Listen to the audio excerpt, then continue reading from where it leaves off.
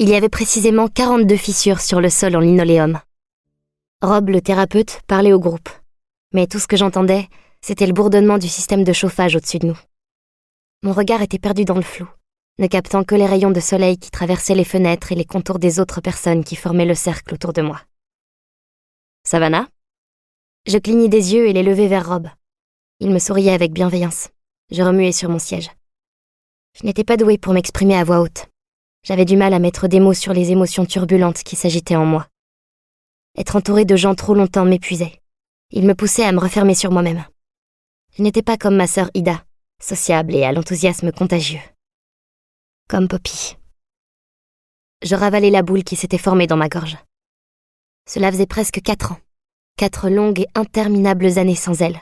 Et je ne pouvais toujours pas penser à elle ou imaginer son joli visage sans sentir mon cœur s'arrêter, sans sentir les doigts sombres de la mort s'enrouler autour de mes poumons et les priver d'air. Les affres de l'anxiété remontèrent des profondeurs où elle sommeillait.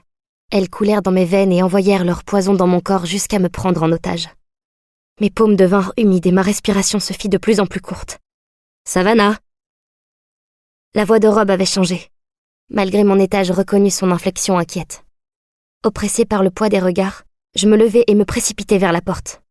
Mes pas résonnaient dans le couloir comme un battement de tambour rythmique. Je franchis la porte et j'aspirai une grande bouffée d'air hivernal. Des points blancs envahirent ma vision. Je marchai jusqu'à l'arbre qui trônait au centre de la cour. Je m'appuyai contre le tronc, mais mes jambes cédèrent et je me laissai tomber sur le sol dur. Je fermai les yeux et posai ma tête contre l'écorce rugueuse. Je me concentrai sur ma respiration, essayant de me rappeler tous les outils qu'on m'avait appris pour faire face à une crise d'angoisse. Mais cela ne semblait jamais m'aider. J'étais épuisée. Mon corps entier tremblait, mon cœur s'emballait. J'inspirais par le nez et expirais par la bouche, l'odeur de l'herbe et de la terre perçant le brouillard de l'anxiété qui bloquait mes sens.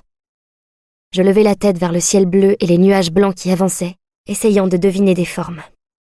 Je les regardais apparaître puis disparaître, et je me demandais à quoi cela ressemblait vu de là-haut. Une goutte d'eau atterrit sur le dos de ma main. Une autre s'écrasa sur mon annulaire. Il ne s'agissait pas de pluie, mais de larmes. La fatigue m'envahit, consumant toutes mes forces. Je ne pouvais même pas lever les mains pour essuyer mes joues.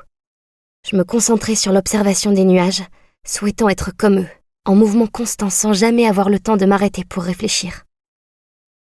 Je ne me rendis pas compte que quelqu'un s'était assis à côté de moi jusqu'à ce que je sente un changement subtil dans l'air. « Encore une crise d'angoisse ?» demanda Rob. Je hochai la tête, mes cheveux s'accrochant à l'écorce derrière moi. Rob était âgé d'une 30aine d'années. Il était gentil et doué. Il aidait beaucoup de gens. Au cours des 4 dernières années, j'avais vu une myriade d'adolescents franchir la porte du centre et repartir à jamais changés, capables de fonctionner à nouveau dans le monde. Moi, j'étais tout simplement brisée. Je ne savais pas comment guérir, comment me reconstruire. À la mort de Poppy, toute lumière avait disparu de mon monde. Depuis, je trébuchais dans l'obscurité. Il est temps de changer de tactique, Savannah. Je souris lorsque je vis une marguerite se former dans un nuage. Ida adorait les marguerites. C'était sa fleur préférée. Il y a un voyage, ajouta Rob. Ces mots coulaient dans mes oreilles, une syllabe à la fois, tandis que le monde commençait à reprendre forme autour de moi. Je veux que tu y participes. Je me figeai et finis par tourner la tête vers Rob. Il avait les cheveux roux et courts, des taches de rousseur et des yeux verts perçants. Une vraie palette de couleurs automnales. Lui aussi était un survivant. Dire que je l'admirais était un euphémisme. Puni à l'adolescence pour son orientation sexuelle par ceux qui étaient censés l'aimer, il avait traversé l'enfer pour atteindre la liberté et le bonheur, aidant maintenant d'autres personnes qui luttaient à leur manière. Il y a un voyage. Je veux que tu y participes. Ma vieille amie l'anxiété commença à réapparaître. C'est un voyage dans 5 pays organisé par un petit groupe de personnes venant des 4 coins des États-Unis. Un voyage de guérison.